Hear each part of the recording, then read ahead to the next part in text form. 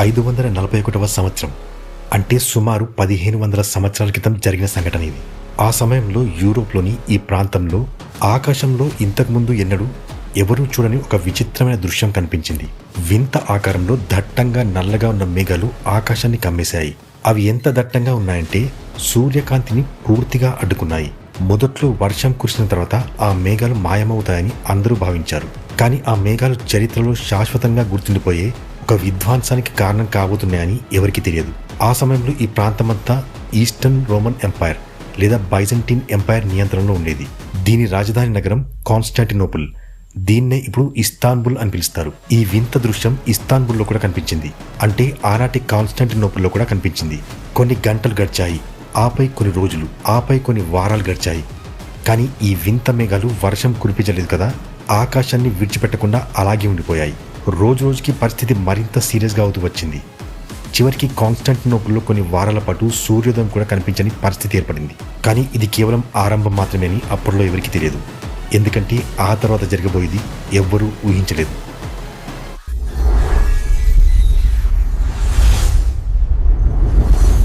Global charts Telugu ప్రేక్షకులకి స్వాగతం.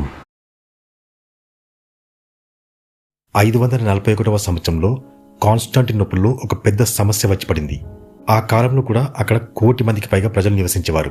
గత కొన్ని వారాలుగా కమ్ముకున్న నల్లని మేఘాల నీడ ప్రజలందరినీ తీవ్ర ఆందోళనకు గురిచేసింది. కానీ ప్రజలు ఒక్కొక్కరుగా మరణించడం ప్రారంభమైనప్పుడు పరిస్థితి మరింత భయంకరంగా మారింది. చాలా మంది నడుస్తూ నడుస్తూ ఉన్నట్టుండి కుప్పకూలిపోయేవారు. ఆ తర్వాత కొద్దిసేపటికే వారి శ్వాస ఆగిపోయి ప్రాణం కూడా పోయేది. ఈ విషయం చూసి భయపడిన ప్రజలలో భయాందోళనలు వ్యాపించడం ప్రారంభమయ్యాయి. ఎందుకంటే బహుశా ప్రపంచం అంతమయ్యే సమయం ఆసన్నమైందని వారు భావించారు. పైన ఆకాశంలో దట్టమైన నల్లని మేఘాలు, గాలిలో వింత అగ్నిజ్వాలలు, నేలపై పడి ఉన్న శవాలు, ఇవన్నీ కలిసి అంతం ఆరంభమైనట్టు కనిపించాయి. వేసవి కాలంలో వాతావరణం ఒక్కసారిగా చాలా చల్లగా మారడం ప్రారంభమైంది. సిచ్యువేషన్ ఎంత సీరియస్గా మారిందంటే సమ్మర్లో కూడా మంచు పడడం మొదలైంది. దాని ప్రభావం వల్ల పంటలు నాశనమయ్యాయి. జంతువులు, పక్షులు కూడా బ్రతకలేకపోయాయి.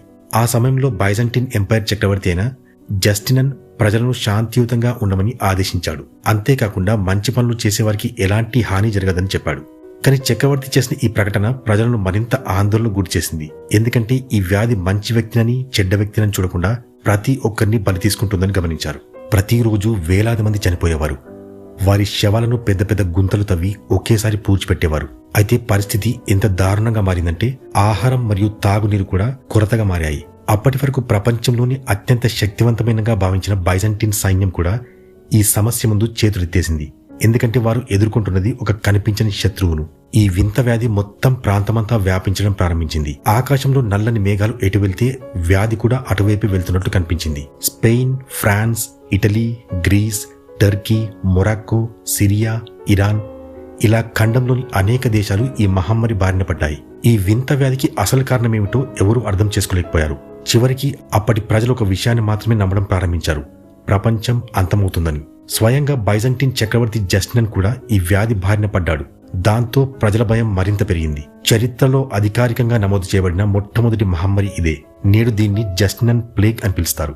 దాదాపు 2 సంవత్సరాల పాటు కొనసాగిన ఈ మహమ్మారి మొత్తం ఖండంలోని వ్యవస్థనే కుదిల్చేసింది. కొన్ని ప్రాంతాల్లో అయితే వరుసగా 2 సంవత్సరాల పాటు సూర్యకాంతి కూడా సరిగ్గా కనిపించలేదు. కానీ ఈ రహస్యానికి అసలు కారణమేంటో అప్పట్లో ఎవరు కనుగొనలేకపోయారు. ఆకాశంలో కనిపించిన నల్ల మేఘాలు, వేసవిలో కూడా కురిసిన మంచు, నాశనమైన పంటలు, చనిపోయిన జంతువులు, పక్షులు మరియు మనుషులు, ఇవన్నీ కూడా అసాధారణమైనదేదో జరిగిందని సూచించాయి. కానీ ఇప్పుడు సుమారు 1500 సంవత్సరాల తర్వాత శాస్త్రవేత్తలు చివరకు ఈ మిస్టరీ వెనుక ఉన్న నిజాన్ని కనుగొన్నారు. లక్షలాది మంది ప్రాణాలను తీసుకున్న ఈ విపత్తు రహస్యం ఇస్తాన్బుల్కు దాదాపు 5000 కిలోమీటర్ల దూరంలో ఉన్న గ్రీన్లాండ్లో దాగి ఉంది. ఈ మిస్టరీని ఛేదించడానికి శాస్త్రవేత్తల బృందం గ్రీన్లాండ్కు చేరుకుంది. వారి లక్ష్యం ఒకటే: ఆ కాలంలో భూమి వాతావరణం ఎలా ఉండేదో తెలుసుకోవడం. అందుకే నిపుణులతో కూడిన ఒక రీసెర్చ్ టీం ఈస్ట్ గ్రీన్లాండ్కు ప్రయాణించింది.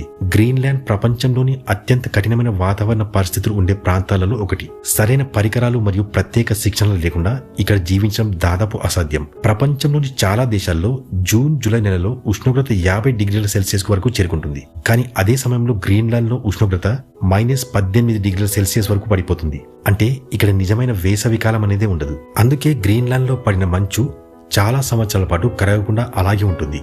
ఆకాశం నుండి కురిసే మంచు గాలిలో ఉన్న ధూళి కణాలను కూడా తనతో పాటు నేలపైకి తీసుకొస్తుంది.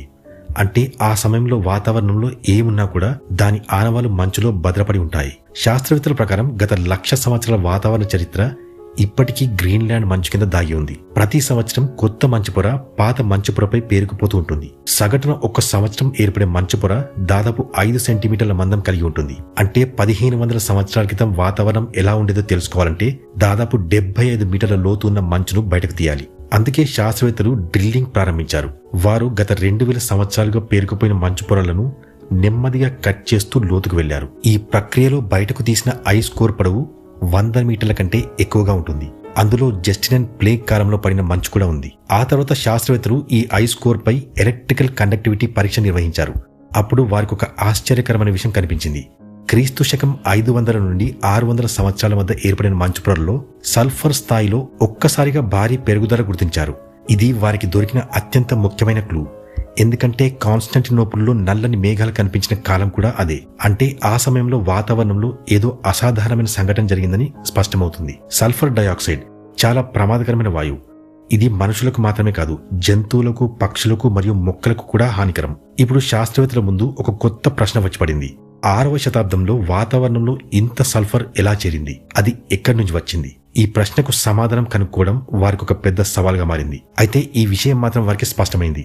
వాతావరణంలో కనిపించిన భారీ సల్ఫర్ కు కారణం ఒక శక్తివంతమైన అగ్నిపర్వతం అయ్యుండొచ్చని వారు భావించారు. ఎందుకంటే ఆకాశంలోకి ఇంత పెద్దంలో సల్ఫర్ కణాలను పంపించగలిగేది అగ్నిపర్వతం మాత్రమే. భూమి లోపల కరిగిన శిలలు అంటే మ్యాగ్మా అత్యంత అధిక ఉష్ణోగ్రతతో ఉంటుంది. భూమి బయట పొర దానిని బయటకు రాకుండా అడ్డుకుంటుంది. కానీ మ్యాగ్మా మాత్రం బయటకు రావడానికి ఎప్పుడూ ప్రయత్నిస్తూనే ఉంటుంది. ఒకవేళ సముద్రపు నీరు మ్యాగ్మాతో చేరితే పరిస్థితి మరింత ప్రమాదకరంగా మారుతుంది. నీరు వెంటనే ఆవిరిగా మారి భారీ ఒత్తిడిని సృష్టిస్తుంది. ఆ ఒత్తిడి ఒక స్థాయి దాటినప్పుడు అగ్నిపర్వతం భారీ విస్ఫోటనంతో పేలిపోతుంది. ఆ సమయంలో లావా మాత్రమే కాదు, సల్ఫర్ డయాక్సైడ్ వంటి ప్రమాదకరమైన వాయువులు కూడా వాతావరణంలోకి విడుదలవుతాయి. శక్తివంతమైన అగ్నిపర్వత విస్ఫోటనాల నుంచి విడుదలయ్యే ఆ వాయువులు 1000 కిలోమీటర్ల దూరం వరకు ప్రయాణించగలవు. వాతావరణంలోకి చేరిన సల్ఫర్ నీటి బిందువులతో కలిసి సల్ఫ్యూరిక్ యాసిడ్ ని తయారు చేస్తాయి. ఈ సల్ఫ్యూరిక్ యాసిడ్ మనుషులకు మాత్రమే కాదు, జంతువులకు, పక్షులకు మరియు మొక్కలకు కూడా చాలా ప్రమాదకరమైనది. అంతేకాదు, సల్ఫ్యూరిక్ యాసిడ్ మేఘాలు చాలా దట్టంగా మారతాయి. అవి ఎంత దట్టంగా మారతాయంటే సూర్యకాంతి కూడా భూమికి చేరనివ్వవు. దీనివల్ల భూమిపైకి వచ్చే సూర్యరశ్మి పరిమాణం ఒక్కసారిగా తగ్గిపోతుంది. ఉష్ణోగ్రతలు పడిపోతాయి. వాతావరణం చల్లబడిపోతుంది. పంటలు పండవు. ఆహార కొరత ఏర్పడుతుంది. అయితే 1500 సంవత్సరాల క్రితం కూడా దాదాపు ఇదే జరిగింది. ఒక భారీ అగ్నిపర్వత విస్ఫోటనం కారణంగా వాతావరణంలోకి అపారమైన సల్ఫర్ చేరుకుంది. దాని ఫలితంగా యూరోప్ ఆకాశంలో నల్లని మేఘాలు ఏర్పడ్డాయి. సూర్యకాంతి భూమికి చేరడం కష్టమైంది. వాతావరణం ఒక్కసారిగా చల్లబడిపోవడం, వేసవిలో కూడా మంచు కురిసింది. పంటలు నాశనమయ్యాయి. ఆహార ఉత్పత్తి తగ్గిపోయింది. అప్పటికే వ్యాధులతో బాధపడుతున్న ప్రజలకు ఇది మరొక పెద్ద దెబ్బగా మారింది. ఆకలి, వ్యాధులు, చలి ఈ 3 కలిసి లక్షలాది మంది ప్రాణాలను బలితీస్తున్నాయి. కానీ ఇంకా ఒక ప్రశ్న మిగిలి ఉంది. ఈ విధ్వంసానికి కారణమైన ఆ అగ్నిపర్వతం ఏది అని. ఈ ప్రశ్నకు సమాధానం కనుక్కోవడానికి శాస్త్రవేత్తలు మరిన్ని సంవత్సరాలు పరిశోధన చేశారు. వారికి ఒక ఆశ్చర్యకరమైన సమాధానం లభించింది.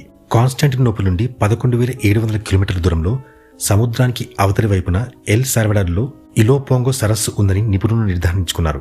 జస్టిన్ తెగులు కాన్స్టాంటినోపుల్ కు వచ్చినప్పుడు అదే కాలంలో ఈ సరస్సు నుండి ఒక భయంకరమైన అగ్నిపర్వతం విస్ఫోటనం జరిగింది.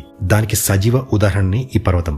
ఈ పర్వతం చూడ్డానికి పూర్తిగా సాధారణంగా కనిపిస్తుంది, కానీ వాస్తవానికి ఇది అగ్నిపర్వత బూడిదతో ఏర్పడిన పర్వతం. 1500 సంవత్సరాల క్రితం విస్ఫోటనం చెందిన అగ్నిపర్వత ఫలితంగా ఈ సరస్సులో ఇది ఏర్పడింది. ప్రస్తుతం లక్షలాది మంది ప్రజలు అగ్నిపర్వతాల నీడలో జీవిస్తున్నారు. ఈ అగ్నిపర్వతాలు ఎప్పుడు విస్ఫోటనం చెందుతాయో అనే ప్రశ్నకు విజ్ఞాన శాస్త్రం వద్ద కూడా సమాధానం లేదు. మనకు తెలిసినదల్లా మానవ నివాసాలకు 1000 కిలోమీటర్ల దూరంలో ఉన్న అగ్నిపర్వతాలు కూడా మనకు హాని కలిగించగలవు. ప్రపంచవ్యాప్తంగా ఉన్న అగ్నిపర్వత శాస్త్రవేత్తలు, వాతావరణ పరిశోధనలు మరియు భూగర్భ శాస్త్రవేత్తలు గతంలో విస్ఫోటనం చెందిన అగ్నిపర్వతాలు మరియు అవి కలిగించిన నష్టంపై ఇప్పటికీ పరిశోధనలు చేస్తూనే ఉన్నారు. భవిష్యత్తులో జరిగే ప్రమాదాలను ముందుగానే గుర్తించడానికి ప్రయత్నిస్తున్నారు. ఎందుకంటే చరిత్ర మనకి ఒక ముఖ్యమైన పాఠం నేర్పుతుంది. ప్రకృతి 1000 సంవత్సరాలు నిశ్శబ్దంగా ఉండవచ్చు, కానీ ఒక్కసారి మేల్కొంటే మొత్తం నాగరికతను కూడా అది నాశనం చేయగలదు.